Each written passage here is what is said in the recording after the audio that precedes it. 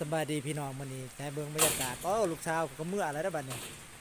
อีหยังสิมามีฟ้ามีฝนยามนี้พี่น้องมาเบิ่งเด้ออ๋อถือบรรยากาศบ้านนางลาวฝนตกพี่น้องบ่เคยเห็นพี่น้องเนาะ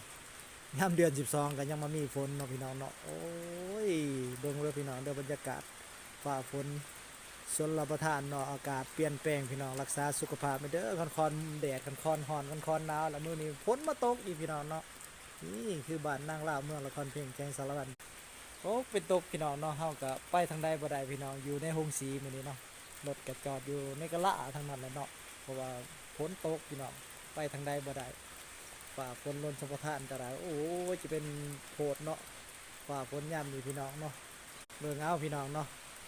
บ้านเมืองอันนี้คือบ้านนางลาวเมืองละครเพ่งแกงสารวัตรเด้อพี่น้องสภาพอากาศผ่าฝนตกพี่น้องเนาะแต่ว่าบ่แห้งแต่พอดีเปียกน้อยหนึงพี่น้องนี่มาเบิ่งบรรยากาศก็พี่น้องเนาะ